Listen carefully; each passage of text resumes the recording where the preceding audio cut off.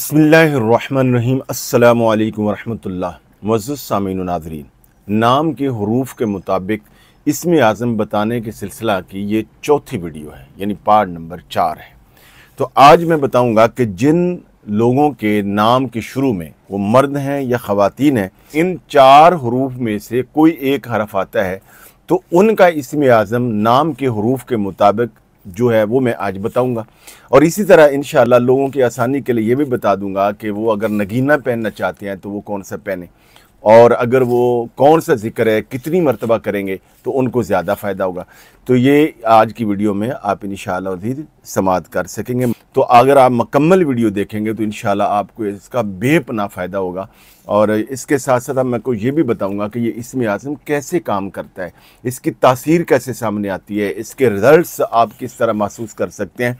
मैं सारी तफसीलात मुख्तसर तरीके से आज आपको बता दूंगा। तो सबसे पहले ये जानिए कि जो इस्म आज़म है उसकी इतनी बरक़ात हैं कि मैं समझता हूँ कि अगर लोगों को पता चल जाए तो लोग तमाम दुनिया के काम छोड़कर सिर्फ इस्म आज़म को ही पढ़ना शुरू कर दें, इतनी इसकी बरक़ात है।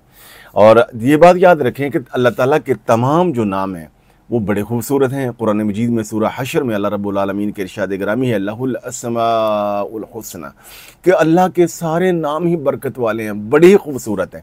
मगर बात याद रखिए कि बाद लोगों के नाम, मिजाज, हालात और उनके मसाइल के मुताबिक अगर वो अल्लाह ताला का कोई मखसूस नाम जो है वो इस्म गिरामी जो है उसको बतौर वजीफ़ा करते हैं तो उनको ज़्यादा फ़ायदा होगा। यानी ये आप देखें जिस तरह तमाम जो नेमतें हैं खाने वाली पीने वाली वो सुभान अल्लाह इंसान के फ़ायदे के लिए, मगर अगर एक आदमी का खुदा न खासा मैदा ख़राब हो गया है, उसको पेट प्रॉब्लम हो गई है, तो अब अगर वो उसी तरह ही देसी घी खाएगा, अब अगर वो बीमार हो गया है तो अब क्या करना पड़ेगा, उसे नरम ग़िज़ा लेनी पड़ेगी, उसे खिचड़ी खाना पड़ेगी, उसे और एहतियातें करनी पड़ेंगी। इसी तरह अगर किसी आदमी का मसला अगर देखें ना, अगर एक आदमी जो है वो खुदा न खासा बीमार है और उसको अलालत तबा है और उसका कोई ऐसा मामला है कि उसका रिज़्क़ का मसला है, वो वजीफ़ा और करेगा। एक आदमी जो है उसको दुश्मन का ख़तरा है, उसकी कोई किसी के साथ लड़ाई है, जंग है, दुश्मन उस पर जो है मुसल्लत होना चाहता है, वो और वजीफ़ा करेगा तो तब जाकर उसका फ़ायदा होगा। तो इस्म आज़म जो है इसका करने का फ़ायदा ये होता है कि हर खैर बंदे की तरफ आती है और हर शर बंदे से दूर होता है। इंशाल्लाह अगली वीडियोस में मज़ीद इस पे आपको अर्ज़ करता रहूँगा। इससे पहले की जो 3 वीडियोस हैं उनमें भी काफ़ी सारी चीज़ें मैंने बताई हैं, हम उनका लिंक भी यहाँ डिस्क्रिप्शन में दे देंगे, आप उनको भी मुलाहिज़ा कीजिएगा।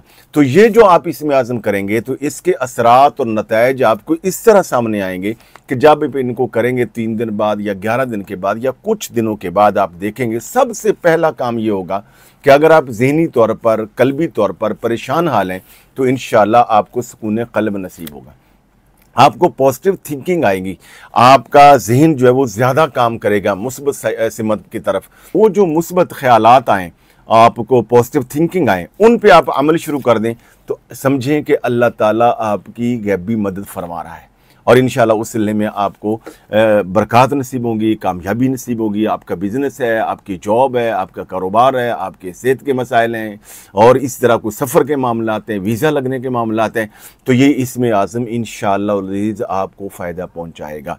लिहाजा आज जो है वो लोग जिनके नाम के शुरू में ये 4 हरफों में से कोई एक हरफ आता है तो वो ये वजीफ़ा करेंगे। मसलन सीन, शीन, स्वाद और सा। मतलब सा से जैसे किसी का नाम समर है, स्वाद से जैसे साबिर है या साबिरा है, या इसी तरह किसी का नाम सीन है तो मोहम्मद साजिद है या साजिदा है। तो ये जिनके नाम के शुरू में आए तो वो उनका इस्म आज़म है या मालिको या कुद्दूसो, या मालिको या कुद्दूसो। ये इसको पहले 11 दिन 500 बार पढ़ना है इशा की नमाज के बाद, अव्वल आखिर 11 मरतबा दुरूद पाक। 11 दिन के बाद फिर हर नमाज के बाद इसको 100 दफ़ा कर लें। किसी नमाज पे रह जाए तो अगली नमाज में इसको डबल पढ़ लें। और इसके अलावा आप दीगर कुरान मजीद, दुरूद पाक, इस्तिग़फ़ार जितना मर्ज़ी पढ़े, मगर ये इस्म आज़म अपना ज़रूर करें। इसकी बरकत से आपके दीगर जो अज़कार वज़ाइफ हैं वो भी इंशाल्लाह उनमें भी तासीर ज़्यादा पैदा हो जाएगी और आपकी दुआएं कबूल हो जाएगी। तो ये बात भी याद रखिए कि एक होता है इसमें आज़म नाम के हरूफ के मुताबिक, एक होता है नाम के आदाद के मुताबिक। मसलन एक आदमी का नाम है मोहम्मद सलीम, अब मोहम्मद के हरूफ के आदाद निकालें तो ये 92 बनते हैं, यानी 92, और लफ्ज़ सलीम जो है उसके नाम के अगर आप निकालें तो वो बनते हैं 140, इन कुल मिलाएं तो ये बन जाएगा 232।